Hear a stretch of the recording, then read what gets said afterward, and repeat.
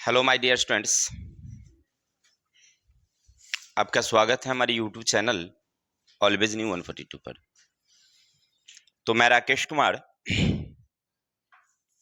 तो मेरे दोस्त, आज हम लोग पढ़ेंगे क्लास 10th हिस्ट्री का अध्याय नंबर 3।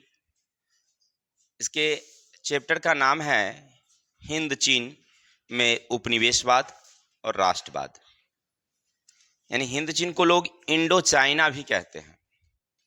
अब इसके तहत 3 देश आते हैं, एक है वियतनाम, एक लाओस, एक कंबोडिया। अगर वियतनाम की बात करें तो इनमें से अलग अलग 3 देश आते हैं, एक अन्नाम, एक कोच्चिन, कोच्चिन चीन कहलाती है, ठीक है, और एक और देश हैं, 3 देश हैं, तोकिन। ये 3 देश मिलकर के वियतनाम बनी है। सबसे बड़ी बात, पहले तो समझिए कि इसका नाम हिंद चीन क्यों रखा गया, जबकि अलग अलग इनके नाम हैं, लाओस हैं, कंबोडिया हैं, वियतनाम हैं। तो फिर आखिर हिंद चीन कहने का क्या तात्पर्य है? तो मेरे दोस्त, अब अगर मैप पर चलेंगे, वर्ल्ड के मैप पर देखेंगे तो आपको लगेगा कि या उनकी प्राचीन इतिहास को जब पढ़ेंगे, जो अभी हम लोग देखेंगे आगे, तो आपको पता चलेगा कि कभी यहाँ पर चीन का प्रभाव रहा है तो कहीं पर भारत का प्रभाव रहा है। अगर लाओस और कंबोडिया की बात करें तो वहाँ की संस्कृति को हमने उकेरना शुरू किया तो पता चला कि यहाँ पर भारतीय सभ्यता संस्कृति का बहुत बड़ा प्रभाव रहा है। कंबोडिया में जब जाएंगे आप तो वैष्णव धर्म और शैव धर्म का प्रचार खूब हुआ था, जोरों शोरों से हुआ था। कंबोडिया में एक बहुत बड़ा विष्णु मंदिर है जो प्रसिद्ध है। अगर हम लोग इसी तरह से चले जाएं, अगर हम वियतनाम में, जहाँ पर 3 देश हैं अलग अलग छोटे छोटे, तो वहाँ पर देखेंगे तो चीन का प्रभाव ज़्यादा है। चीन के राजाओं का वहाँ पर हमेशा आधिपत्य रहा है, इसीलिए कहीं चीन और कहीं पर इंडिया, इसलिए इसका नाम रखा गया हिंद चीन। अब इस पूरे चैप्टर में कहानी क्या है, थोड़ा सा झलक बता दूं आपको कि ये हिंद चीन जो है वह फ्रांस के कब्जे में आ जाता है। जैसे भारत पर अंग्रेजों का अपना साम्राज्य स्थापित कर लिया था, उसी तरह से हिंद चीन पर फ्रांस ने अपना आधिपत्य साम्राज्य स्थापित किया। साम्राज्य करने में इनका नेपोलियन तृतीय जो देख रहे हैं सामने तस्वीर, इन्हीं का बहुत बड़ा योगदान था। धीरे धीरे वहाँ के लोगों में एक बौद्धिक जागरण हुई, समझ में आया, और इसके बाद उनमें योगदान था हो ची मिन्ह का। ये बहुत बड़े नेता थे वहाँ के। जैसे भारत में महात्मा गांधी की लोकप्रियता देखने को मिलती है, उतनी ही हिंद चीन में हो ची मिन्ह की लोकप्रियता देखने को मिलती है। और उन्होंने एक ऐसा जादू चलाया कि फ्रांस से उन्होंने आज़ाद हो गया। चलिए, फ्रांस से तो आज़ाद हो ही गई, उनकी आज़ादी मिल गई, लेकिन दुर्भाग्य की बात क्या होता है कि जैसे भारत को अंग्रेजों ने 2 भागों में बांट देता है, पाकिस्तान और हिंदुस्तान, और आज तक हम अलग, मतलब अलग के अलग ही रह गए, फिर साथ नहीं हो पाए हैं। उसी तरह से फ्रांसीसी ने भी वहां पर क्या किया था, उसे 2 भागों में बांट दिया था, उत्तरी वियतनाम और दक्षिणी वियतनाम। जो उत्तरी वियतनाम थी उनमें हो ची मिन्ह का जो साम्यवादी सरकार है उसकी स्थापना हुई, और दक्षिणी वियतनाम जो थे उनमें बाओ दाई की सरकार बनी, निरंकुश सरकार बनी। आपने पिछले अध्याय में भी पढ़ा था कि साम्यवाद के बढ़ते प्रचार को लेकर के अमेरिका बहुत चिंतित थी। तो अमेरिका हो ची मिन्ह के विरोध में, साम्यवाद के विरोध में, जो बाओ दाई की सरकार थी जो दक्षिणी वियतनाम के प्रसिद्ध थी, वहां पर उन्होंने सहायता देना शुरू किया। काफी घोर प्रतिक्रियाएं हुई। अमेरिकी सैनिक इतनी गलत से गलत काम किए हैं, जब आप पढ़ेंगे तो आपको लगेगा कि घिनौनी काम उसने कर दिया। पूरी दुनिया में उसका अपमान होना शुरू हुआ और सभी देश वियतनाम का साथ देना शुरू किया। मजबूरन में उस समय अमेरिका के राष्ट्रपति रूजवेल्ट थे, उन्होंने घोषणा करके अपनी सेना को वापस लिए। तब जाकर के फिर से जो उत्तरी वियतनाम और दक्षिणी वियतनाम थे फिर से एक हो गए। ठीक है, ये संपूर्ण कहानी हम लोग इस चैप्टर में पढ़ेंगे, वही कहलाता है हिंद चीन में उपनिवेशवाद और राष्ट्रवाद। चलिए, हमारी टेलर थी शॉर्टकट रास्ता, चलते हैं थोड़ा सा आगे बढ़कर देखते हैं क्या कहता है। चलिए, उससे समझने से पहले थोड़ा सा मनोरंजन हो जाए तब आगे चलेंगे हम लोग। हर सुबह एक नया ख्याल लाता हूँ, हर सुबह एक नई ख्याल लाता हूँ, हर मुश्किल अपनी राह दिखलाता हूँ। जो रुक जाए वो जिंदगी नहीं, जो चलता रहे वही जीत पाता है। यानी कि अगर आप रुक जाएंगे ना कभी भी जिंदगी में, तो कभी आपको सफलता नहीं मिलती है। खूब सफलता के कगार पर जाकर के रुक जाते हैं तो भी सफलता नहीं मिलती है। सफलता उसी को मिलती है जब चलते रहता है, चलते रहता है। चलिए, तो सबसे पहले आपको मैं मैप द्वारा समझाऊं कि जो लाओस, वियतनाम और कंबोडिया क्या है।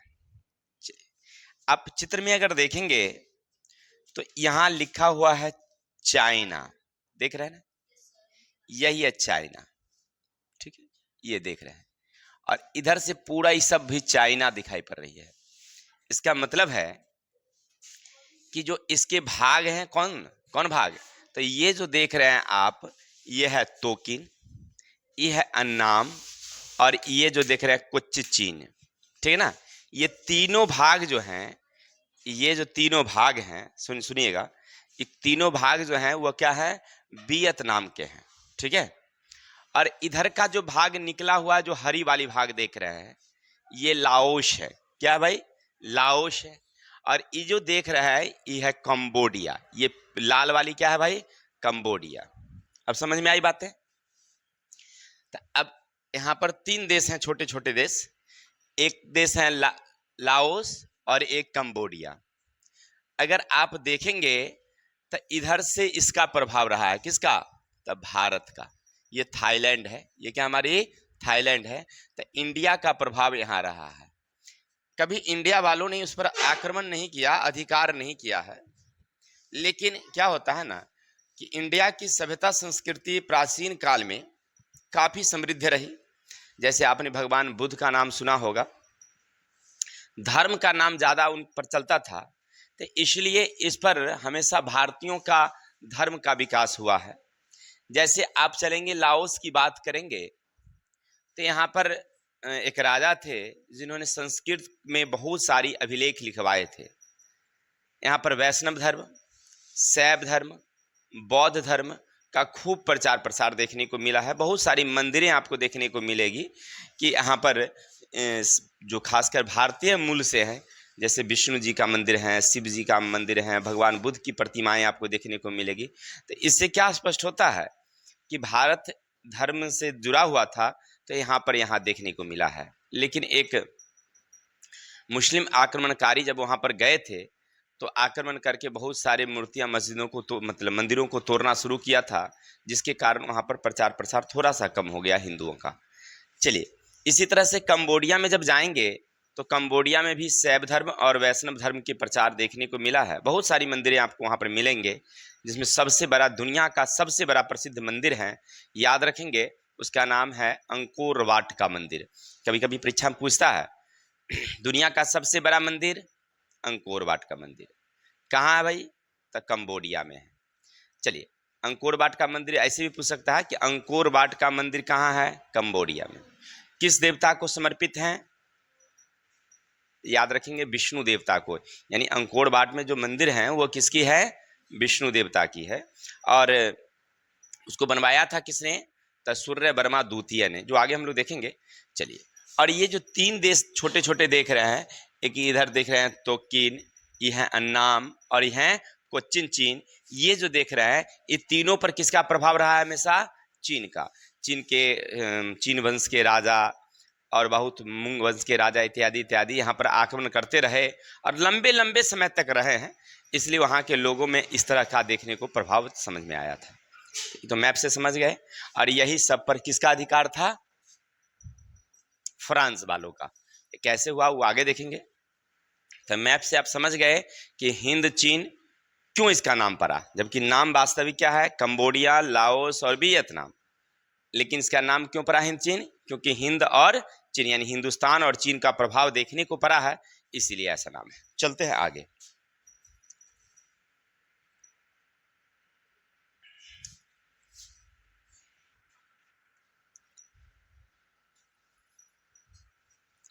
चलिए समझिएगा थोड़ा सा। इंडो चाइना अथवा हिंद चीन, जिसके अंतर्गत वियतनाम, लाओस और कंबोडिया आते हैं। वियतनाम में अन्नाम, तोकिन तथा कोचिन चीन देखने को मिलता है। अच्छा, एक चीज हमको समझ में आया कि नाम है कोचिन चीन, इसका मतलब है कि चीन वाले वहां पर कोचिंग वोचिंग जाते थे क्या? क्या नहीं होता? नाम तो लगता है ऐसा ही कि कोचिन चीन का मतलब चीन वाले वहां पर जाते थे, इसीलिए सबका प्रभाव पड़ा है। लेकिन ऐसी बातें नहीं था। क्या संयुक्त नाम है, इस पर फ्रांस का अधिकार था, लेकिन 1945 में वह दो भागों में बट गया, उत्तरी और दक्षिणी वियतनाम। यानी 1945 में हुआ। हम लोग आजाद कब हुए हैं? भारत कब आजाद हुआ था? 15 अगस्त 1947 को हम लोग आजाद हुए हैं। लेकिन हम लोगों से पहले वो आजाद हो गया था, 1945 में आजाद हो गया था। बाद में उसका हम लोगों से बाद में वहां पर शासन स्थापित हुआ है, और पहले से वो आजाद हो गए, ठीक है ना, 2 साल पहले आजाद हो गए थे। लेकिन क्या हुआ कि वहां पर फिर से वो दो भागों में बट गया। चलो ये भी बात सही है, दो भागों में बट भी तो गया, लेकिन बाद में जुट भी गया है। आपने बात सुना कि वो दोनों फिर क्या हो गया? मिल गया। उत्तरी वियतनाम और दक्षिणी वियतनाम क्या हो गए? मिल गए। लेकिन यहाँ पर क्या होता है? उल्टा हो जाता है भाई। हमारे यहाँ तो आज तक पाकिस्तान, सही से बैठिए, सीधा होकर पहले सही बैठिए। तो आज तक जो है ना, इन दोनों का मिलन नहीं हो पाया। किनका? पाकिस्तान और हिंदुस्तान का। देखिए, उत्तरी वियतनाम में हो ची मिन के नेतृत्व में साम्यवादी शासन स्थापित हुआ, जबकि दक्षिण में बाओ दाई की निरंकुश शासन स्थापित की गई। समझ रहे हैं ना? माने उत्तरी वियतनाम में किसका शासन? हो ची मिन, जो साम्यवादी सरकार थी, और दक्षिण में किसका शासन? बाओ दाई, जो निरंकुश शासन। अब आप पहले भी पढ़ चुके हैं कि जो वियतनाम थे, साम्यवाद का जब प्रचार प्रसार हुआ तो इससे अमेरिका बहुत चिंतित हुआ, और आपस में दोनों क्या करने लगे, समझिएगा कि दोनों के बीच में गिरह छिड़ गई। बढ़ते साम्यवाद से चिंतित अमेरिका उत्तरी वियतनाम के खिलाफ युद्ध में सम्मिलित हुआ। उसने लाओस और कंबोडिया की राजनीति को भी प्रभावित किया। पहले तो वियतनाम की कहानी थी, लेकिन वो लाओस और कंबोडिया को भी प्रभावित किया। कौन? अमेरिका। अंततः अमेरिका को युद्ध में अलग होना पड़ा। 30 अप्रैल 1975 को एकीकृत वियतनाम की स्थापना हुई। फिर से बाद में दोनों मिलकर के, कौन? उत्तरी वियतनाम और दक्षिणी वियतनाम मिलकर के एक वियतनाम की स्थापना किए थे। चलिए, ये जो चेहरा आप देख रहे हैं, ये किनका है? तो नेपोलियन तृतीय का है, जिन्होंने समझिए तो वियतनाम में अपनी सत्ता हासिल, मतलब स्थापित करने में बहुत बड़ा इनका योगदान रहा है। वो कैसे हुआ, आगे चलते हैं। थोड़ा सा पहले पढ़ेंगे औपनिवेशिक काल के पूर्व हिंद चीन का इतिहास। माने शासन स्थापित जब फ्रांस का हुआ है, उससे पहले हिंद चीन का क्या इतिहास है। कहते हैं दक्षिण पूर्व एशिया में हिंद चीन फ्रांसीसी उपनिवेश, जिसमें 5 इकाई थे, सबको मिलाकर फ्रेंच इंडियो चाइना की स्थापना की गई थी। माने 5 इकाई थी ना। कौन कौन थे इकाई? एक लाओस, कंबोडिया, अब वियतनाम में 3 गो। कौन कौन? कोचिन चीन में, इसके बाद दूसरा था तोकिन और अन्नाम। ये तीनों को मिला करके एक वियतनाम थे, यानी कुल 5 इकाई थी। उनके कितने उपनिवेश थे? 5, माने छोटे छोटे जगह थे। कुल एरिया कितना था? तो 2.80 लाख वर्ग किलोमीटर में फैला हुआ था। यहाँ की अर्थव्यवस्था की अगर बात करेंगे तो आधार कृषि और क्या था? बागानी थी। साथ ही साथ वहाँ के उत्तरी क्षेत्रों में बहुत ज्यादा खनिज कोयला था, इसलिए फ्रांस वालों ने उस पर अधिकार करना अच्छा समझा। देखिए, जैसे वो लोग जाते थे पहले व्यापार करने के लिए। पहले किसके उद्देश्य से जाते थे?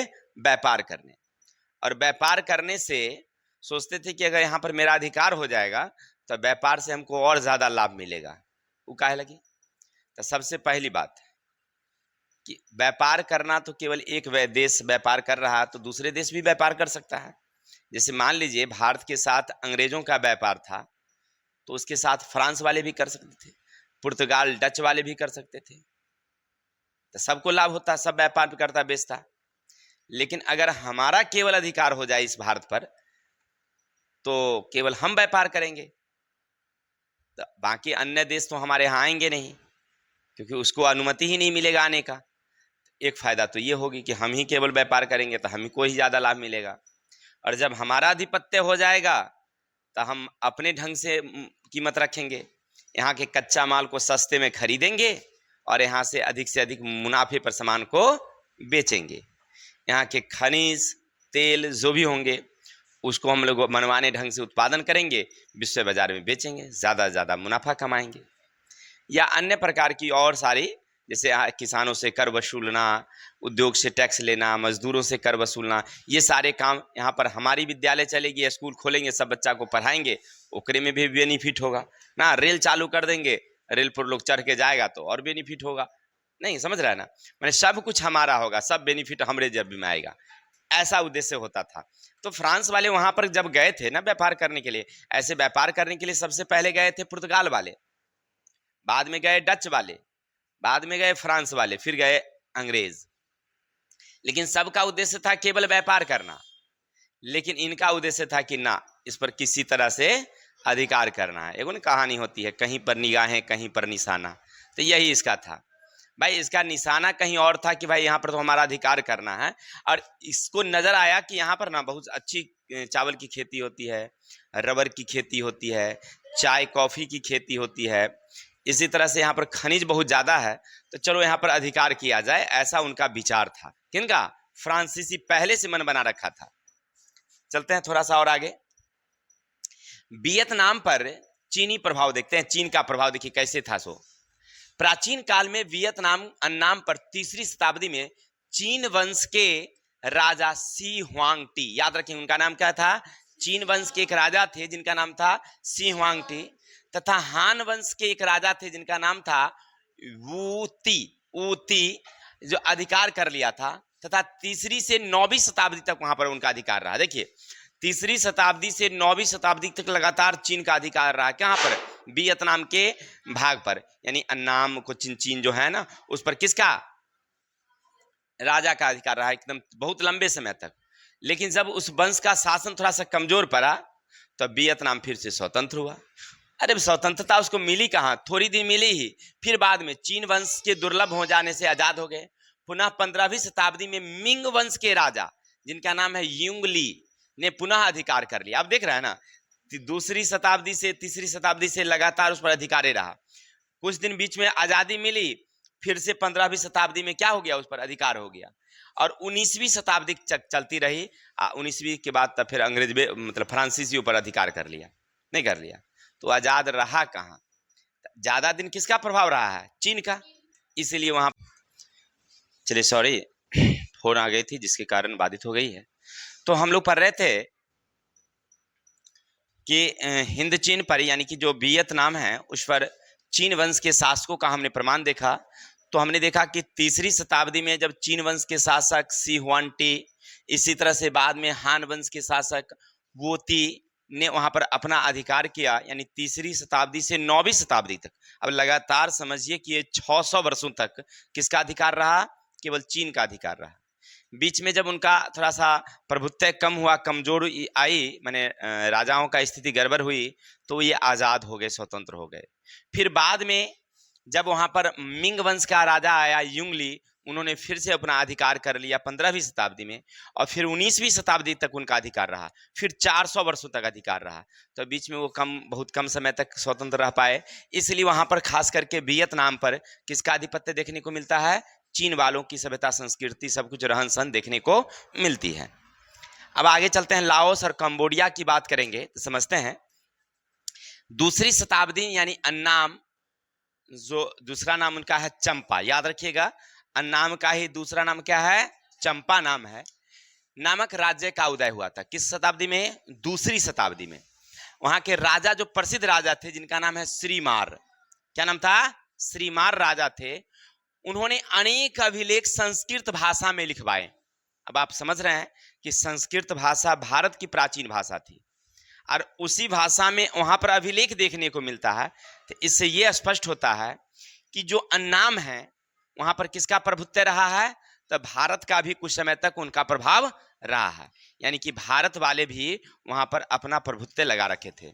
साथ ही साथ वहां पर बौद्ध, शैव, वैष्णव इत्यादि धर्म का खूब विकास हुआ है, यानी वहां पर बहुत सारे मंदिरें आपको देखने को मिलेगी, जो स्पष्ट होता है कि भारत का वहां पर आधिपत्य रहा है।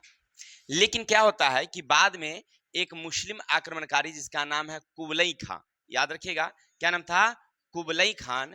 वो आकर के इस्लाम धर्म का वहां प्रचार प्रसार शुरू कर दिया, तो हिंदू धर्म का प्रचार थोड़ा सा क्या हो गया, वहां पर कम हो गया। यानी बाद में जैसे भारत पर नहीं आया था, देखिए भारत तो हिंदुओं का देश था, लेकिन लगातार भारत पर मुस्लिम आक्रमणकारी लगातार भारत पर आक्रमण करते रहे, क्योंकि जब कोई भी आक्रमणकारी जब होते थे ना, तो उनको पता चलता था कि भारत न दुनिया में सबसे सुंदर देश है, बहुत अमीर देश है, सोने का चिड़िया है, चलो वहां से कुछ लूट के लाते हैं।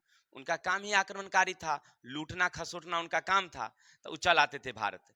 भारत के राजा हमेशा कमजोर ही थे, यहाँ के लोग हमेशा कमजोर रहे हैं, इसलिए वो आता था, आक्रमण करके लूट के यहाँ से ले जाता था, खूब धन दौलत लूटा, खूब बड़ा बड़ा माजा माजा लेके लेके गया। आप एक सुनते हो, सोमनाथ मंदिर था गुजरात में, सोने का मंदिर था, वो लुटते गया एकदम। एक बार आया था लुटने के लिए, तो 300 हाथी घोड़े पर लाद लाद के ले गया। इतना इतना सोना था कि 300 हाथी या घोड़ा मिला के और सब पर एकदम भर के लाद के ले गया, तभी ना खत्म हुआ सोना, इतना सोना था। हाँ, और दीवारें यार सोना का था, सब पे पिलर तिलर सब सोने का था।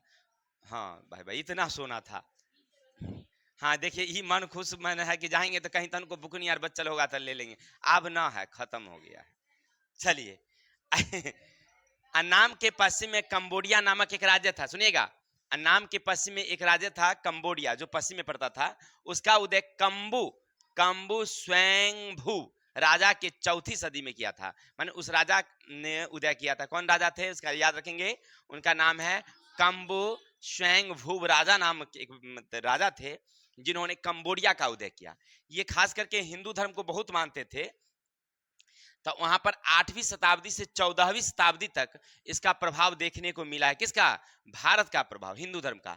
यहाँ पर वैष्णव और धर्म के खूब प्रचार हुए हैं। बहुत सारे मंदिरें आपको देखने को मिलेगी, जिनमें सबसे बड़ी मंदिर है जिनकी तस्वीर हमने रखी है यहाँ पर, देखिए यही है कंबोडिया का, कंबोडिया का मंदिर है।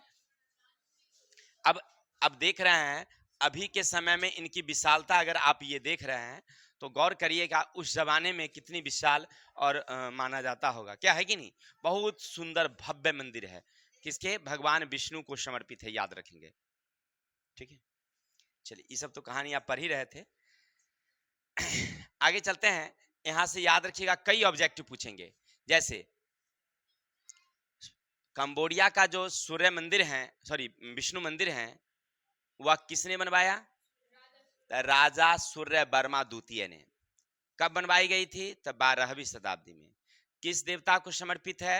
तो विष्णु देवता को। ये सब ध्यान रखिएगा, ऑब्जेक्टिव में पूछेंगे। और कंबोडिया का मंदिर जो है विष्णु मंदिर है, याद रखेंगे। और बनवाया किसने? तो सूर्य वर्मा द्वितीय ने। ये सब घुमा फिरा करके आपसे पूछेगा यहाँ से। अब चलते हैं थोड़ा सा हिंद चीन में फ्रांसीसी उपनिवेश। यहाँ से क्वेश्चन पूछता है, पहले आपको बता दूं क्वेश्चन क्या रहता है। पूछेगा कि हिंद चीन में फ्रांसीसी प्रचार कैसे हुआ, यानी हिंद चीन में फ्रांसीसियों ने कैसे वहां पर आगमन हुए, कैसे वो लोग गए थे। चलते हैं तो इसके बारे में थोड़ी सी कहानी बताऊं, सुनिएगा हुआ क्या। पहले मौखिक समझा देते हैं, फिर चलेंगे हम लोग पाठ की तरफ। ये क्या हो रहा है, समझे नहीं आता है यार। देखिए कहानी क्या है, अगर हिंद चीन की बात अगर नक्शे पर देखेंगे तो ये समुद्र के किनारे बसा हुआ है, यानी समुद्र के किनारे हिंद चीन बसा हुआ है। जब भारत में आया था वास्को डिगामा, तब भारत के कहां पहुंचा था? काली कट बंदरगाह पर।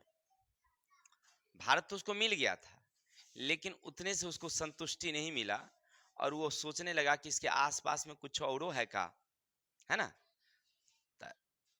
क्योंकि तेज चलने वाली नावें थी, लंबी दूरी तय करना बहुत आसान था, तो वो घूम करके पश्चिमी इलाकों से होकर के और पहुंच गया कहाँ? वियतनाम। जब वियतनाम गया तो वहां की भी सभ्यता संस्कृति उसे अच्छी लगी, क्योंकि अभी आप क्या पढ़े थे कि वहां पर किसका प्रभाव था? भारत का प्रभाव था।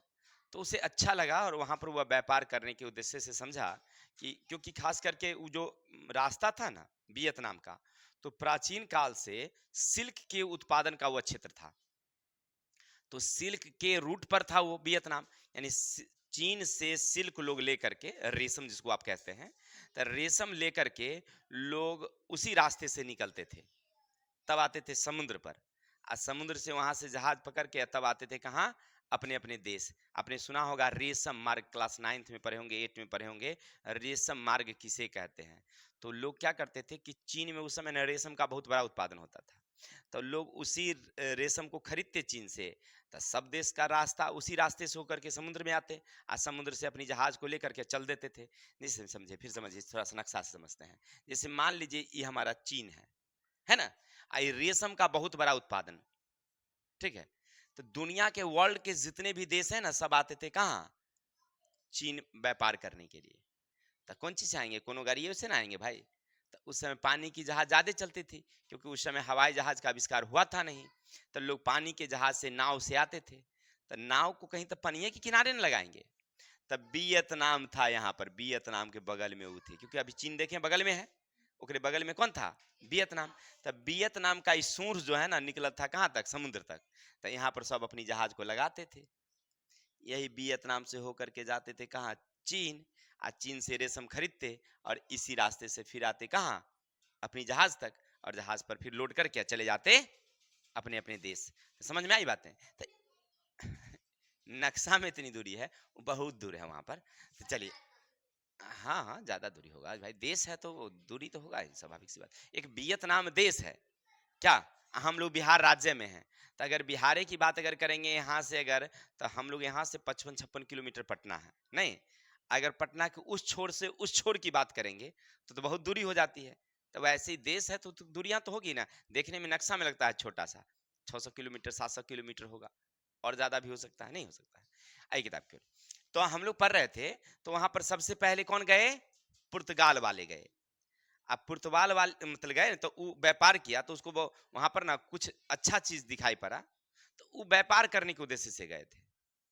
लेकिन बाद में पहुंचे डच वाले, तो वो भी व्यापार किए। अब बाद में गए कौन, फ्रांस वाले। अब फ्रांस वाले जब वहां गए, तो उनका उद्देश्य था कि इस पर हम अपना अधिकार फैलाएं। तो धीरे धीरे वहां के राजनीतिक में हस्तक्षेप करना शुरू किया, और राजनीतिक में हस्तक्षेप किया, और वहां पर अपना अधिकार फैलाना शुरू किया। तो पहले गए थे कौन, याद रखिएगा, फ्रांस की तरफ से व्यापारी और पादरी, ठीक है। चलिए इसको कहानी समझाए। तब व्यापारी पादरी जब गए, तो वहां पर अपना व्यापार कर रहे थे, या पादरी जो है धर्म का प्रचार कर रहे थे। और यही धर्म के प्रचार के समय में ये पादरी को लोग ना वहां पर थोड़ा सा घृणा की दृष्टि से अपमान करना शुरू किया, जब वो प्रचार कर रहे थे ईसाई धर्म का। तो जैसे वहां पर उसका अपमान हुआ ना, तो वह अपनी, जो नेपोलियन तृतीय थे, वो पादरी के सपोर्ट में बहुत बड़ी सेना भेज दिया, और सेना भेजा, और धीरे धीरे सब पर अधिकार करना शुरू कर दिया। तो इस तरह से फ्रांसीसी अपना प्रसार वहां पर शुरू कर दिया। चलिए कहानी पढ़ते हैं, देखते क्या कहता है। हिंद चीन वियतनाम समुद्र के किनारे थे। हिंद चीन जो वियतनाम है वो कहां पर है, समुद्र के किनारे। इसलिए व्यापार की दृष्टि से यह किस रूट पर पड़ता है, तो रेशम वाले रूट पर पड़ता है। पुर्तगाली वहां व्यापार के लिए पहुंचे और फाइबो बंदरगाह की स्थापना की। सबसे पहले उन्होंने एक बंदरगाह बनाया, कौन है बंदरगाह, फाइबो, और उस बंदरगाह पर अपना व्यापार शुरू किया।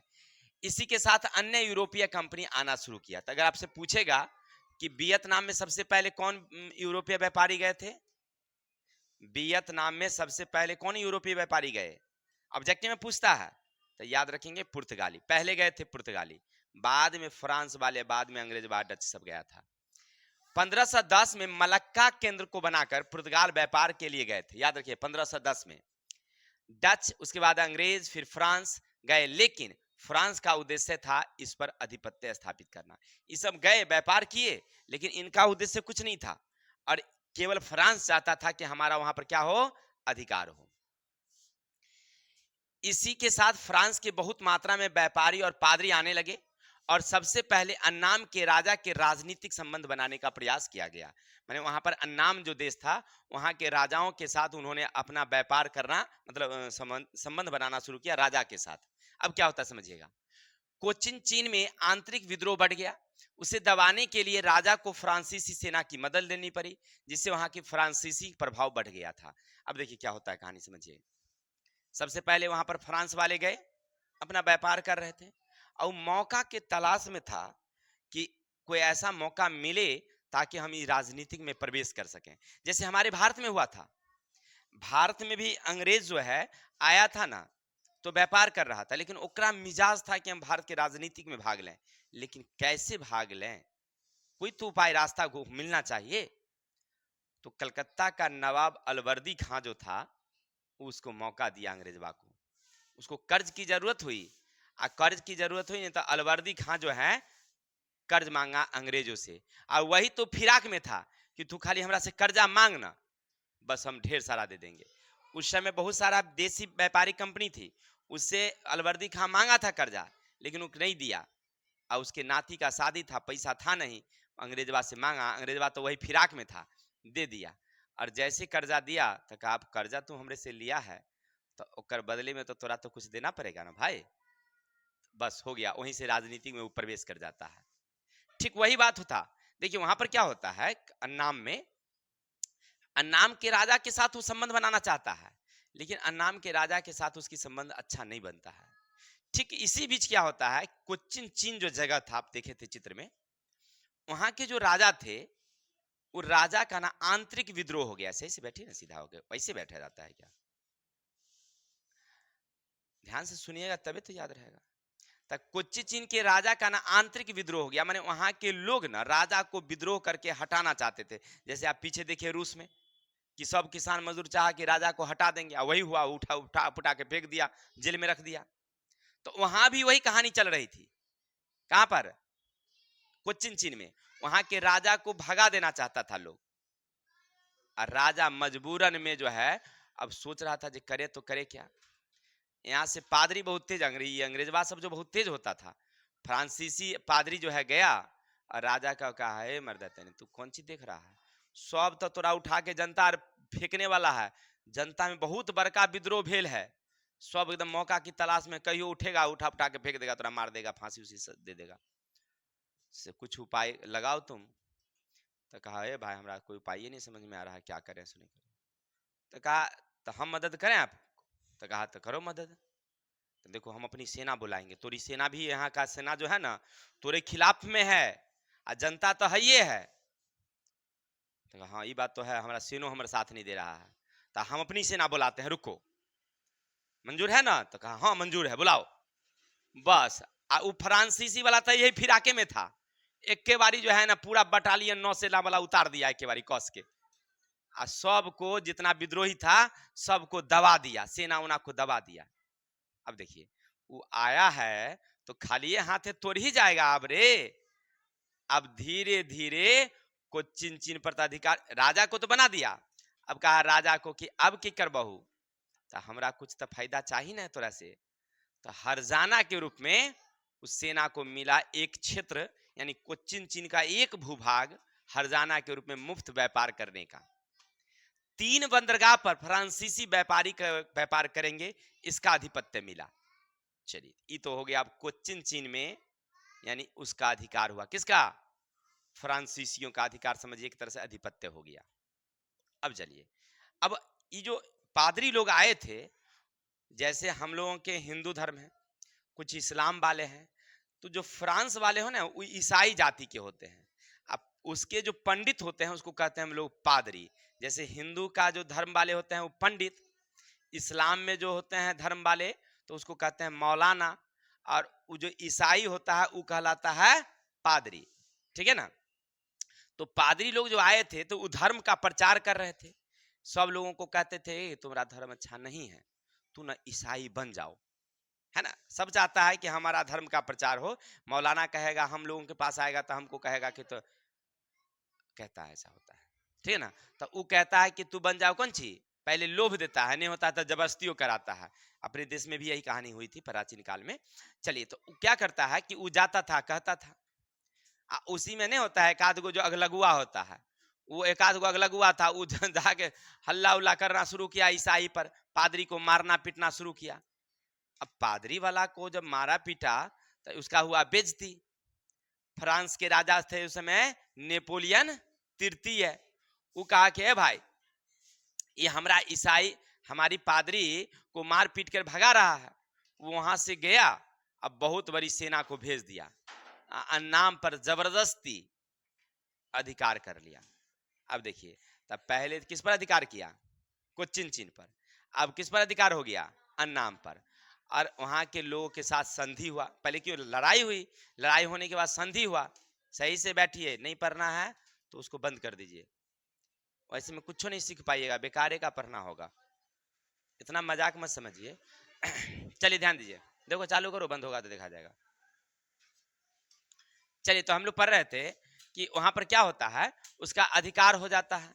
तो देखिए, क्योंकि लड़ाई होती है तो फिर दोनों के बीच में समझौता होगा, समझौता होता है। और समझौता होने के बाद अन्नाम में लोग ये वादा करते हैं, नाम के लोग, कि हम पादरियों के साथ, ईसाई धर्म के साथ कोई हम लोग किसी तरह का घृणा नहीं करेंगे और उसका मदद दो करेंगे साथ में। सॉरी मेरे भाई, इस बात का दुख है कि हमारे बिहार में हमारी नीतीश बाबू की सरकार है, ठीक है, सुशासन बाबू हैं, लेकिन आज तक उन नेंगरू भाई से सुधरा नहीं हमारा बिहार। गलत बात है ये सब। लगता है कि जैसे हर मिनटे पर उनका बयान बदलता है, विद्युत भी उसी तरह से करती है। चलिए जो भी है, देश को सुधारने की बात करते हैं, हमको नहीं लगता है कि उनसे सुधारने उधरने की चीज है। चलिए आगे चलते हैं हम लोग। तो हम लोग पढ़ रहे थे, इतनी गर्मी है, विद्युत की स्थिति सही नहीं है, तो उनको सोचना चाहिए कि भाई हमारा बिहार किस तरह से बदलेगा।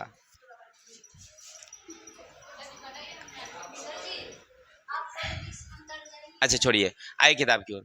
तो क्या होता है कि पहले तो कोचिन चीन पर अधिकार फ्रांसीसियों का, अब बाद में किस पर अधिकार, अन्नाम पर उसका अधिकार हो जाता है।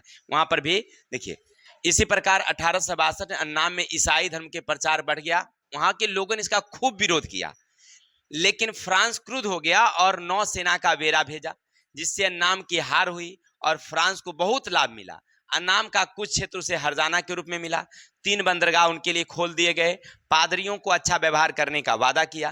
तो अब कोच्चि के बाद कौन मिल गया उनको, अन्नाम, तो 2 तो मिल गया।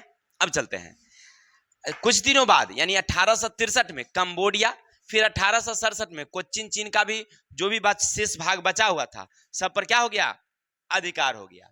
और 1887 तक पूरे हिंद चीन पर, यानी लाओस, कंबोडिया और वियतनाम के जो भी भाग थे, सब पर किसका अधिकार, यानी 1887 आते आते पूरा वियतनाम, हिंद चीन जो था, जो तीनों देश थे, वो तीनों देश पर किसका अधिकार हो गया, फ्रांस का अधिकार हो गया।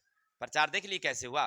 तो आपसे एक क्वेश्चन यहाँ पर पूछता है, याद रखिएगा, 5 नंबर का क्वेश्चन रहता है कि हिंद चीन में फ्रांसीसी प्रचार कैसे हुआ। तो कैसे लिखेंगे आप लोग, तो लिखेंगे कि 1510 ईस्वी में पुर्तगाल वाले पहले वहां गए थे व्यापार करने के लिए, लेकिन उनका केवल इरादा व्यापार करने का था, वह आर्थिक दृष्टि से, कृषि की दृष्टि से महत्वपूर्ण देश था।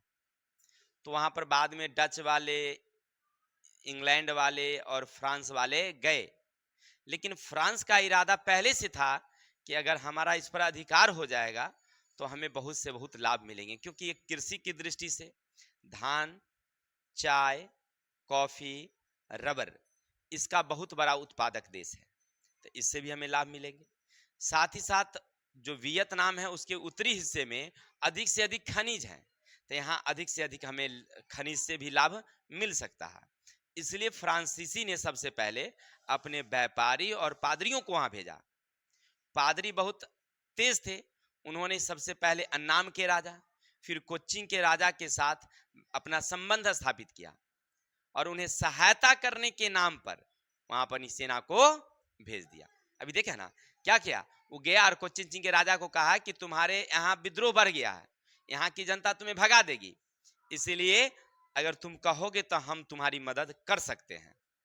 तो कहा कैसे, तो हम अपनी सेना को बुलाएंगे, हमारी सेना आएगी, तुम्हारी सेना तुम्हारी जनता को शांत कर देगी, तुम राजा के राजा रह जाओगे। तो कहा तो ठीक है बुलाओ। वो तो वही फिरकबे में था, अपनी सेना को बुलाया, अब बुला करके वहां के जनता को तो शांत कर ही दिया, वहां की सेना को दबा ही दिया, विद्रोह खत्म कर दिया। लेकिन फ्रांसीसी सेना जब आ गया तो कहा अब कहां हम जाएंगे, अब तो हम यहीं रहेंगे, बहुत बढ़िया देश है, क्या समझे, ये बहाने से बुद्धि से ऊपर अपना अधिकार कर लिया, कोई दिक्कत। चलिए प्रचार हो गया। अब आगे चलते हैं मेरे भाई, गौर करना, हिंद चीन में फ्रांसीसी उपनिवेश की स्थापना के क्या कारण थे? यानी फ्रांसीसी जब वहां गए तो क्या ऐसा उद्देश्य देखा, क्या ऐसी चीजें देखा जिसके कारण ना वो अपना उस पर अधिकार करना चाहते थे? तो देखो, इसका नंबर एक कारण था आर्थिक कारण, जो अभी आप पढ़ रहे थे पीछे।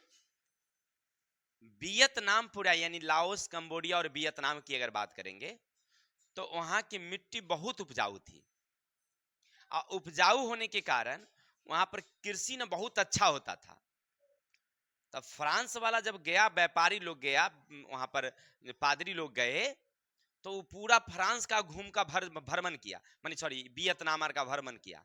वो पूरा देखा होगा ना, तो उसको लगा कि अच्छी जगह है ये। राजा को जाके कहा कि अरे वाह, वो तो देश बड़ी सुंदर मनमोहक देश है, वहां की मिट्टी बहुत उपजाऊ है। जानते हैं वहां पर जो हमारी खदान है वो तो है ही है, खदान ने माने अनाज, गेहूं चावल आदि सब का तो अच्छा खेती होता है वहां पर। और साथ साथ नगदी फसल भी बहुत है, व्यापारिक फसल, रबर की वहां पर खूब खेती होती है, बागानी कृषि वहां बहुत ज्यादा है। तो मतलब कहने का अर्थ है कि वहां से बहुत ज्यादा लाभ कमाया जा सकता है। ये जाकर के पादरी कहता है कहां, फ्रांस के राजा को। चलिए, साथ ही साथ ये भी कहता है कि वहां खनिजों बहुत भंडार है।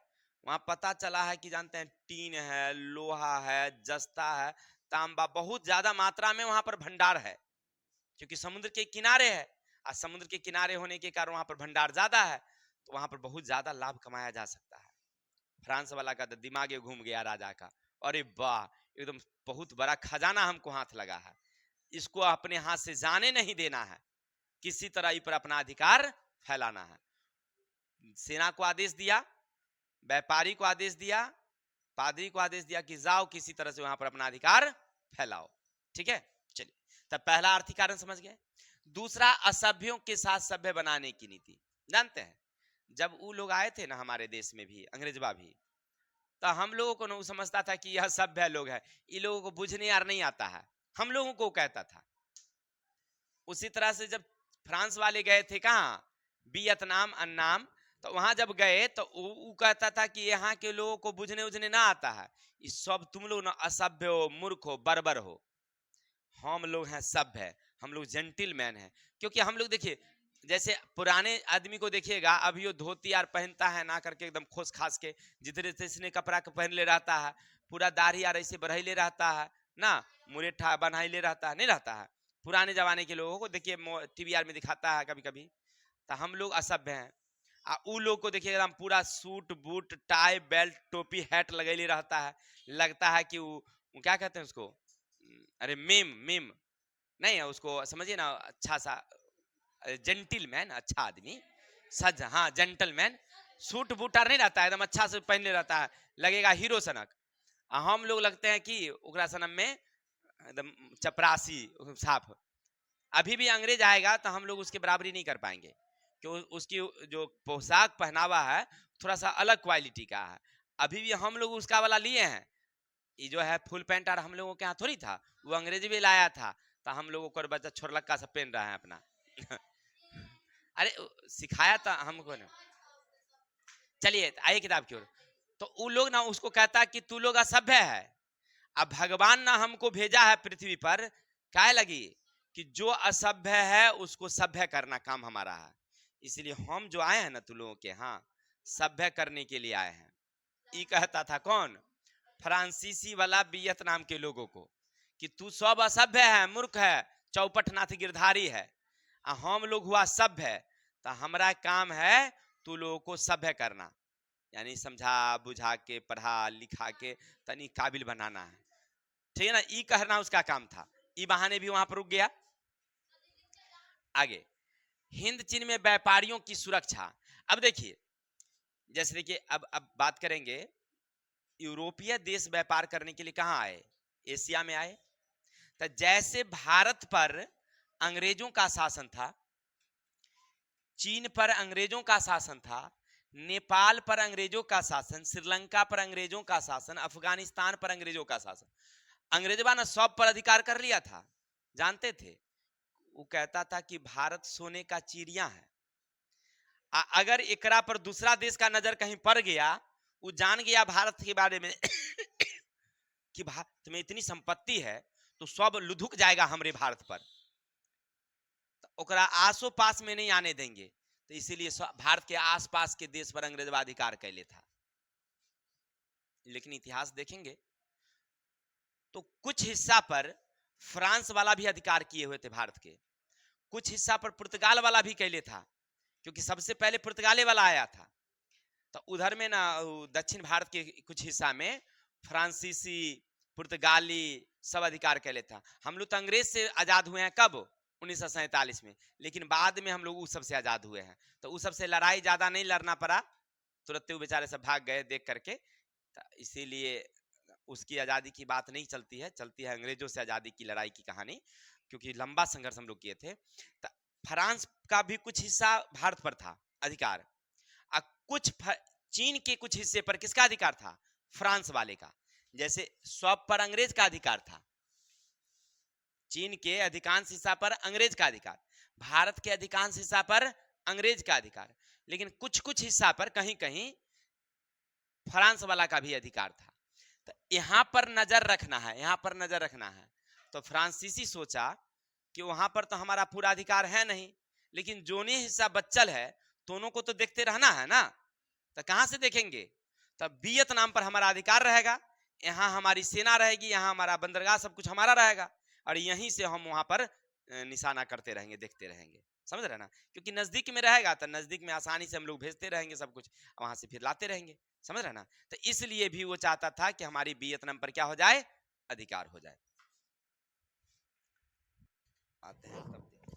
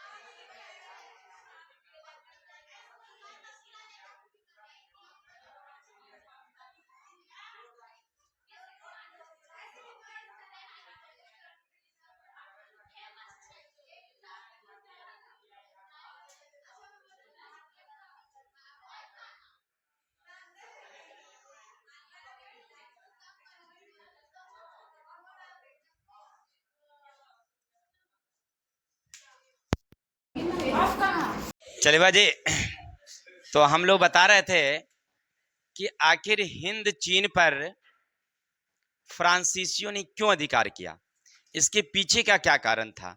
तो पहला उद्देश्य था आर्थिक कारण, दूसरा था उसे सभ्य बनाने की बात, और तीसरा था कि उनके जो भारत में और चीन में कुछ कुछ जगह पर उनका जो अधिकार था, उस अधिकार की रक्षा करना, देखरेख करने के लिए उन्होंने सोचा कि अगर हिंद चीन पर हमारा अधिकार हो जाए तो सब कुछ क्लियर ठीक ठाक चलते रहेगा। क्या है कि नहीं। चलिए तो आगे चलते हैं। औपनिवेशिक आर्थिक नीति। अब देखिए, आप तो इतना क्लियर हो गया, समझ गए कि हिंद चीन के जितने भूभाग थे उस पर किसका अधिकार हो गया, फ्रांस वाले।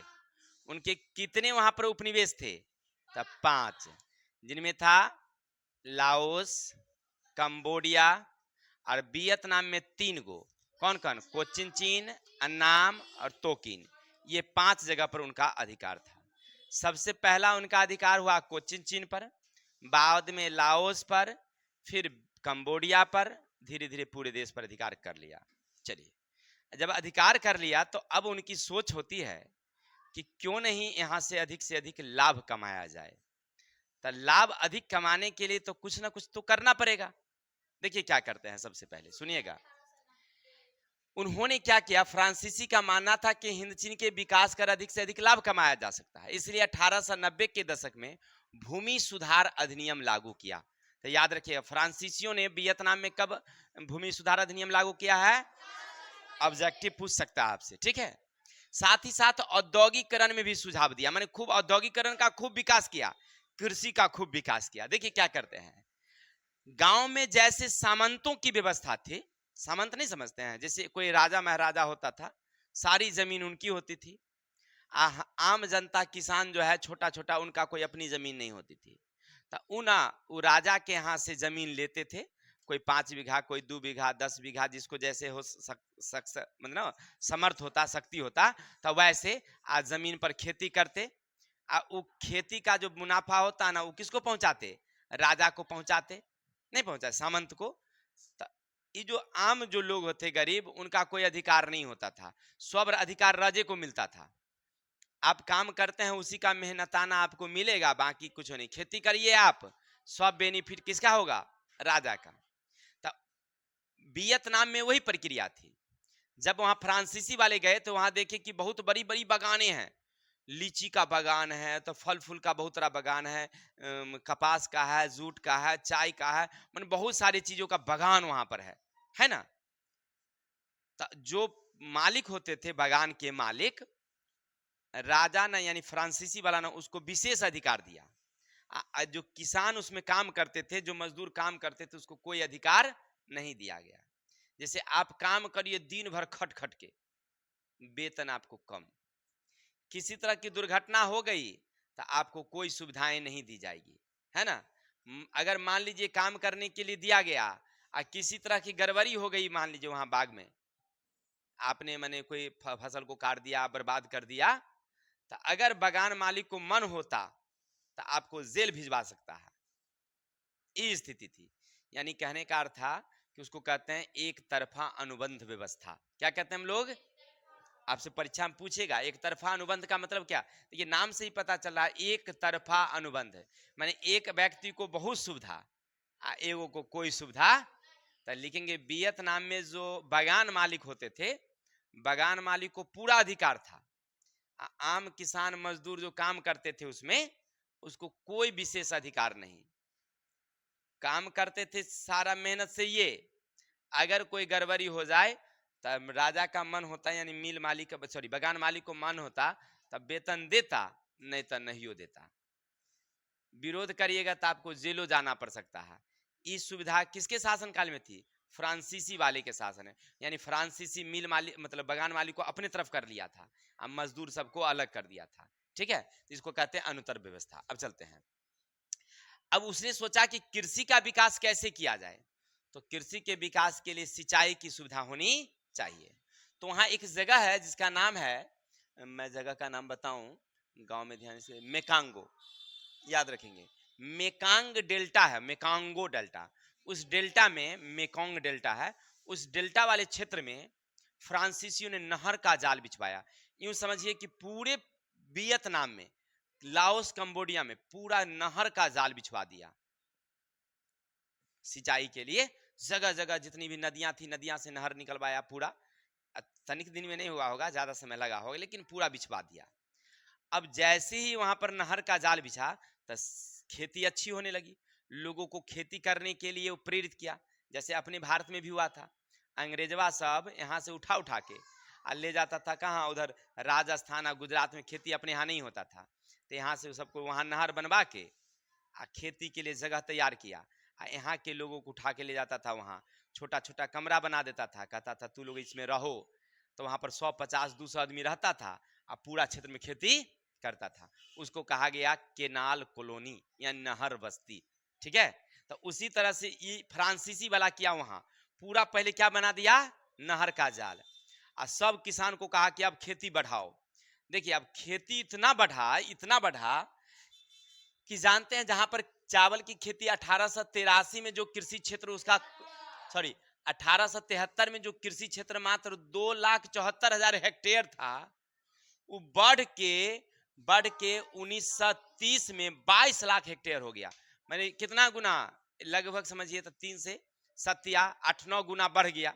नहीं, 8-9 गुना बढ़ गया। 73 से 30 में नहीं, 50 वर्ष रखिए, 50 वर्षों के दरमियान में इतनी गुनी वृद्धि हुई कृषि क्षेत्र में। यानी जगह बढ़ा है वो, माने जहां जहां भी नहीं खेती होने वाला था उस सब में खेती होना शुरू हो गया। अब समझिए खेती जब बढ़ेगा तो उत्पादन तो बढ़ेगा, तो उत्पादन बढ़ेगा तो किसका लाभ होगा, जो राजा होगा उसी को होगा। फ्रांसीसी को खूब फायदा हुआ। जानते हैं 1931 में दुनिया का तीसरा बड़ा चावल निर्यातक बन गया केवल वियतनाम। वियतनाम दुनिया का तीसरा बड़ा चावल निर्यातक बन गया। माने इतनी चावल की वहां खेती होने लगी कि वो बेचता था, और वर्ल्ड में जितना बेचता है देश उसमें तीसरे नंबर पर ही था। समझ में आई बातें, माने बहुत उत्पादन हुआ। इससे किसको फायदा, फ्रांसीसी को। चलिए, साथ ही साथ उसने क्या किया, रचनागत विकास, यानी देश के अन्य भागों में रेल का खूब विकास किया। रेल नेटवर्क जब बढ़ा तो लोग एक जगह से दूसरे जगह आने जाने लगे। तब भाई चढ़िएगा ट्रेन पर तब भाड़ा दीजिएगा कि नहीं दीजिएगा। कच्चा माल को लाना ले जाना हो, तैयार माल को ले जाना हो, तो सबके लिए फिर यातायात चाहिए। तो यातायात उसने विकास किया, तो उससे और फायदा हुआ अंग्रेजों को। उद्योग जगह जगह स्थापित किया, उससे और फायदा हुआ, है ना। चलिए, यानी कहने का अर्थ है कि फ्रांसीसियों ने वहां पर कृषि और उद्योग का खूब विकास किया।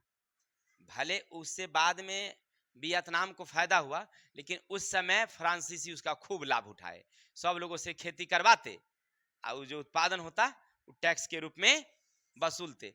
50% टैक्स, यानी जैसे आप 5 कुंटल अनाज हुआ तो उसमें 2.5 कुंटल हमारा, 2.5 कुंटल तुम्हारा। हाँ, कहीं कहीं जादू हो, 3 कुंटल हम 2 कुंटल तोहर। भाई ऐसा सिस्टम अपने यहाँ ऐसा सिस्टम नहीं ना है भाई, कि जैसे हम लोग खेती करते हैं तो बहुत कम मालिक को मिलता है, सरकार को हम लोग कम देते हैं, नहीं के बराबर देते हैं। वहां पर सिस्टम वो नहीं था अंग्रेजी शासन में, 50-50 का हिस्सा, कहीं कहीं पर 55-45 का हिस्सा, माने कि ज्यादा हम लेंगे तुम तो निकालो, ऐसी सिस्टम थी। चलिए जो भी था, अब चलते हैं थोड़ा सा शिक्षा के बारे में देखते हैं। चलिए तो अब वहां पर औपनिवेशिक शिक्षा के बारे में देखते हैं।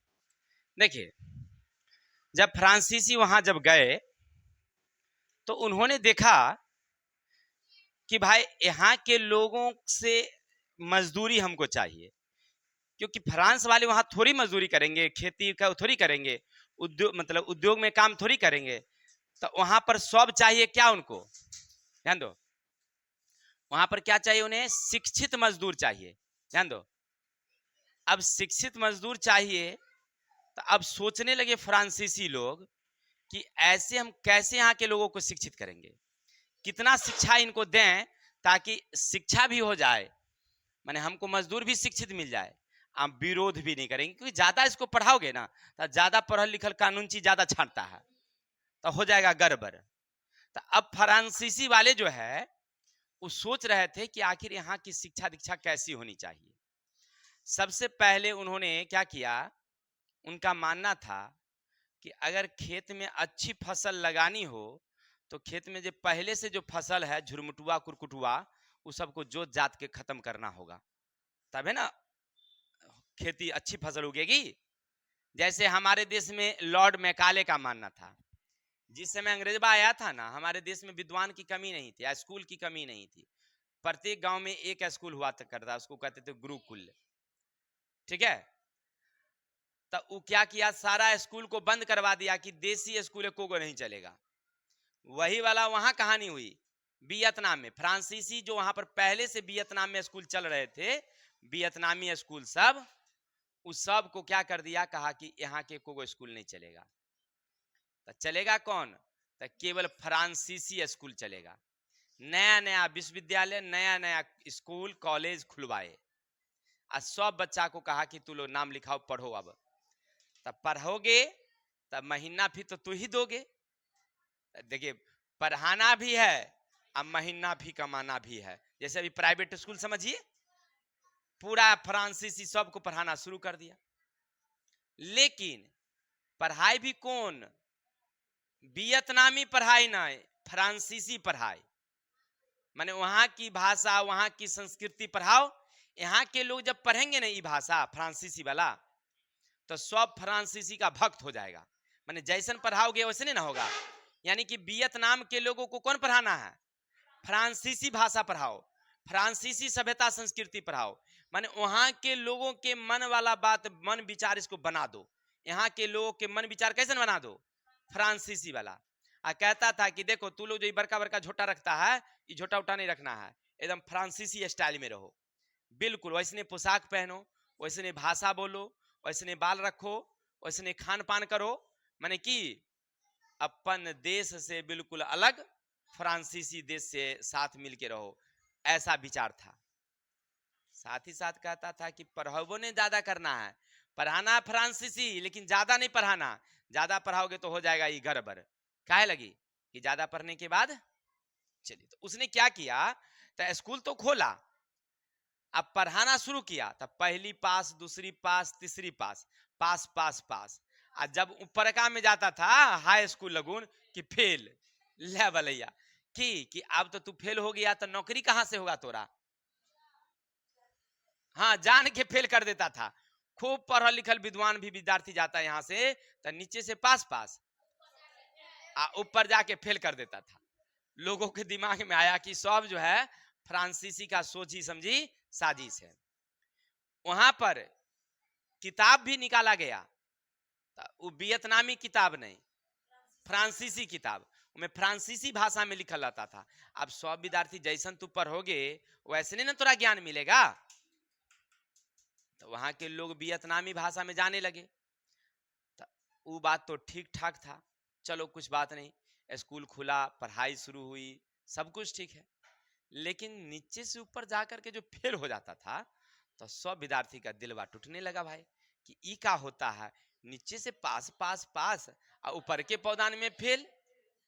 हाँ, 1.7 लाख आबादी में मात्र 400 आबादी पास हुआ।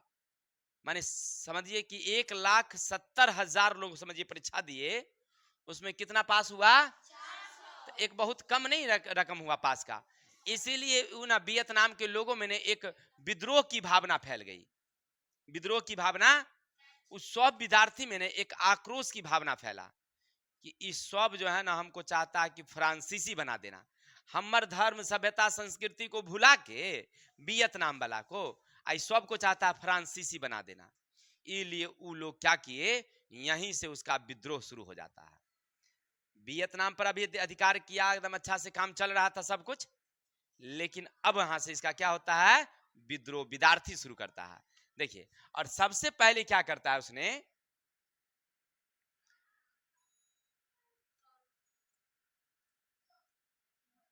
सबसे पहले देखिए याद रखेंगे, उन्होंने 1926 में सबसे पहले साइगोन के नेटिव गर्ल्स स्कूल में, यानी गर्ल्स स्कूल लड़कियां जहां थी, वो लोग विरोध किया कि ना ये सब गलत तरीका है। ठीक है, और उन्होंने क्या किया, एक मतलब संगठन बनाया, उसका नाम भी होगा, प्रभाव बढ़ता गया,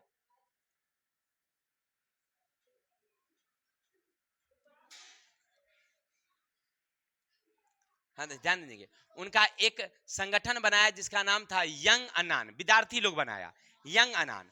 साथ ही साथ उन्होंने एक पत्रिका प्रकाशित किया जिसका नाम था अन्नानीज स्टूडेंट्स, ठीक है ना, ताकि कि विद्यार्थी आम जनता सबको इस बात का अवगत कराया जाए कि फ्रांसीसी वाला जो है हमारी सभ्यता संस्कृति को खत्म करके यहाँ के लोगों के मन मिजाज को कैसे बना देना चाहता है फ्रांसीसी, ताकि हम लोग उसका भक्त हो जाएं और उसी की पूजा करते रहें, वो अपना लाभ उठाते रहे। इसलिए विद्यार्थियों ने वहां पर विरोध करना शुरू किया था। अंग्रेज जो स्कूल खोला था ना, उस अंग्रेज स्कूल का नाम था, यानी फ्रांसीसी जो स्कूल खोला था उसका नाम था टोकन फ्री स्कूल। क्या नाम था? Token free school. मतलब क्या कि आप स्कूल में पढ़ी नहीं नहीं नहीं नहीं नहीं, महीना लगेगा। उसका मतलब था कि आप स्कूल में नाम लिखाइए, पढ़िए, वेतन दीजिए और अच्छा से एकदम ज्ञानी बनिए, खूब माने अच्छा वाला विज्ञान वाला पढ़ाई होगी, आर्ट वाला कला की पढ़ाई होगी, सब कुछ अच्छा पढ़ाई। ऐसा स्कूल उसने खोला था। ठीक है, चलिए तो ये कहानी थी, बाकी विशेष हम लोग कल देखेंगे, लेकिन एक बार शॉर्ट में पूरा कहानी समझा देते हैं आपको। सुनिएगा थोड़ा सा ध्यान से ताकि आपको पूरा याद हो जाए। देखिए, सबसे पहले हिंद चीन यानी इंडो चाइना जो कहलाती है, इंडो चाइना मतलब इंडिया और चाइना, यहाँ के लोग का अधिकार था पहले प्राचीन काल में वियतनाम, लाओस, कंबोडिया पर। लेकिन जब भारत पर पुर्तगाल वाले आए तो अपने व्यापार को बढ़ाने के लिए पुर्तगाल वाले 1510 ईस्वी में कहां पहुंच गए? वियतनाम। इसलिए क्योंकि वह रेशम मार्ग के रूट पर था। चीन से रेशम खरीद करके जो यूरोप जाता था उसी रास्ते में पड़ता था वियतनाम। तो उनकी नजर वियतनाम पर गई। वियतनाम एक सभ्य अच्छा देश था, वहां की मिट्टी बहुत उपजाऊ थी, अच्छी खेती बाड़ी, बगानी अच्छी होती थी। तो पुर्तगाल वाले को लगा कि एक अच्छा जगह है व्यापार का, तो व्यापार करना चाहिए। ये देख करके, व्यापार को देख करके डच वाले वहां पर गए, इंग्लैंड वाले गए, फ्रांस वाले गए। तो सबका विचार था व्यापार करना, लेकिन फ्रांसीसी का विचार हुआ कि हमारा यहां पर क्या हो जाए? अधिकार हो जाए। इसके पीछे का कारण था, फ्रांसीसी वहां पर जब गए थे तो उसने देखा कि यह आर्थिक दृष्टि से बड़ा मजबूत देश है, यहाँ पर अच्छी खेती बाड़ी होती है, अच्छी बगानी है, यानी खदान के साथ साथ नगदी फसल भी यहाँ बहुत ज्यादा है और खनिज भी बहुत ज्यादा है। अगर यहाँ अधिकार हो जाएगा तो हमें अधिक से अधिक लाभ मिल सकता है, ऐसी उनकी विचार थी। साथ ही फ्रांसीसी ये भी सोच रहा था कि भारत में तो हमारा कम ही जगह पर अधिकार है, चीन के कुछ ही हिस्सों पर हमारा अधिकार है, तो इतनी इतनी के लिए जो आएंगे तो ठीक ठाक नहीं रहेगा, लम्हर जगह पर रहेगा तो यहीं से हम सब जगह का हैंडल कर लेंगे। इसलिए सोचा कि वियतनाम पर हमारा अधिकार हो जाना चाहिए। वो पहले से मिजाज बनाना शुरू किया। तो अभी मिजाज को पूरा करने के लिए सबसे पहले भेजा व्यापारी को और पादरी को। व्यापारी तो व्यापार करने के लिए आए, कोई बात नहीं था, लेकिन पादरी को भेजा क्यों? क्योंकि बुद्धिजीवी पादरी था, वही इसको मामला को हल कर सकता था। अब जब पादरी जब वहां आए तब पहले तो वहां के राजनीतिक में भाग लेने का उन्होंने मौका ढूंढा। ठीक उसी समय क्या होता है, कोचिन चीन के राजा का आंतरिक विद्रोह बढ़ जाता है। सब लोग उसको चाहता है कि जल्दी से ना इसको हटा के भगा दे राजा को। जब देश में विद्रोह की स्थिति आती है तब पादरी जाता है, राजा को कहता है, कोचिन चीन के राजा के, भैया थोड़े सब भगाने के चक्कर में है। राजा कहता, हाँ बात तो सही है, लेकिन हम करें तो करें क्या, हमारी सेना हमारा साथ नहीं दे रहा है। तो कहा एक उपाय है, अगर तुम कहोगे तो हम मदद तुम्हारी कर सकते हैं। तो कहा भाई आप तो पंडित जी हैं, आप क्या मदद करेंगे? तो है ना, तुम कहो तो सही, हम अपना चीन से बुलवा लेते थी, वहां से फ्रांस से बुलवा लेते हैं सेना को, वो तुम्हारी मदद कर देगा। कहा ठीक है बुला दो। तो वो बुलवा दिया वहां से सेना, राजा को कहा, वहां से राजा भेज दिया सेना। ऐसे सेना आए, वहां के लोगों को जो विद्रोह था उसको शांत कर दिया, सबको पकड़ पकड़ के जेल में डाल दिया। लेकिन इसके बदले में अब वह फ्रांसीसी वहां से लौटे नहीं, कोच्चि चीन पर अपना अधिकार फैलाया। अब इसका मनोबल, क्योंकि पहली कदम जब सफल हो गई है तो दूसरी कदम और सफलता की ओर जानी चाहिए, इसलिए अन्नाम पर उसने ईसाई धर्म का प्रचार प्रसार शुरू किया। अन्नाम के लोगों ने उसका विरोध किया कि नहीं भाई, हमारे यहाँ ईसाई नहीं, हम लोग जो पहले से हैं सो हैं, हम लोग वही रहेंगे, हमें ईसाई नहीं बनना है। उसके साथ ना थोड़ा सा गलतियां की गई। तो जो नेपोलियन तृतीय राजा थे वहां के, उसने सोचा कि हमारे इस पादरी के साथ ना थोड़ा सा अपमान किया जा रहा है। वो अपनी नौसेना भेज दिया अन्नाम, और अन्नाम में आकर के और वहां जो लोग उनके विरोध कर रहे थे उस सबको दबाया गया, मारा पीटा गया, राजा को दबाया गया। अंततः राजा और फ्रांस के बीच में संधि हुई, जिससे उन्हें 3 बंदरगाह, कुछ क्षेत्र मुफ्त में व्यापार करने का और सारी कई सुविधाएं मिली। फ्रांसीसियों की दूसरी सफलता। तीसरी कंबोडिया के साथ, चौथी फिर देखते देखते पूरे हिंद चीन पर अपना अधिकार तो हो गया। अब वो सोचता है कि यहाँ की अधिक से अधिक लाभ कैसे कमाया जाए। तो सबसे पहले यहाँ कृषि बढ़ाया जाए। कृषि बढ़ाने के लिए उसने नहर खुदवाया, और नहर खुदवा करके और कुछ ही समय में इतना बड़ा चावल उत्पादक देश बना दिया उसको। केवल चावल की बात हम किए थे, और सारे वहां पर उत्पादन बढ़े थे। ऐसा नहीं कि केवल चावल, गेहूं, मक्का, नगदी फसल, बगानी कृषि। वहां के बगानी जो मालिक थे, बगान के मालिक को बहुत सुविधा दिया। वो माने जगह जगह बागानी कृषि किया गया। उससे क्या होता था कि बागानी मालिक जो थे उसको अधिक सुविधा मिलने लगा, तो अधिक से अधिक बागान लगाए। अब बागान से जो नगदी फसल होती थी जैसे चाय है, कॉफी है, तो उसको विदेश भेज भेज करके अधिक से अधिक लाभ कमा रहे थे फ्रांसीसी। खूब अच्छा कमाया। उद्योग जो पुराने तरीके का उद्योग था, सब नया नया उद्योग लगाया वो। उसमें अपने, क्योंकि उद्योग है तब पढ़े लिखे शिक्षित नौकर चाहिए हमें, तब भाई पढ़ाई भी कैसी होनी चाहिए, तब फ्रांसीसी पढ़ाई होनी चाहिए। तब पुराने स्कूल को खत्म करके नया स्कूल शुरू किया गया। वहां पर टोकन फ्री स्कूल शुरू किया, यानी फ्रांसीसी स्कूल, जिसको आज के हिसाब से समझिए प्राइवेट स्कूल। अब विद्यार्थी को वहां पर कहा गया कि सबको पढ़ना है, पढ़ना भी सबको है, ऐसा नहीं कि कोई मूर्ख रहेगा, मैंने सबको पढ़ना भी है। अब पढ़ाई का तुमको फीओ जमा करना है, तुमको मंगनिया नहीं पढ़ाएंगे, पढ़ाएंगे पैसा दे करके, है ना। पैसा लेता था, स्कूल में नाम लिखता था, पढ़ाई शुरू हो गई। किताब भी खरीदिए हमरे यहाँ से, अलग से नहीं खरीदना है, यही फ्रांसीसी किताब खरीदना है। मैं कुल मिलाकर के पूरा पैसा ऐठने का व्यवस्था लगा दिया था वो प्राइवेट स्कूल जगते। अब पढ़ाई कौन, तब फ्रांसीसी। ऐसा उसमें शायरी लिखता था, फ्रांसीसी शायरी, ताकि उसके दिमाग में ना सब अट जाए फ्रांसीसी बात।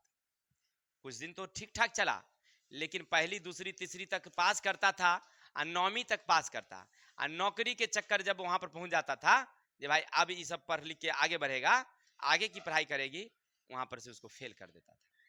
धीरे धीरे लोगों को लगा कि ये सब फ्रांसीसियों की क्या है, चाल है।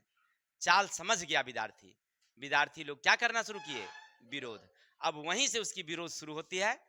अब कैसे कैसे लोग विरोध करते हैं, इसके बारे में हम लोग कल देखेंगे। तो आज के लिए इतनी, कल मिलते हैं नेक्स्ट वीडियो के साथ। तब तक के लिए जय हिंद, जय भारत।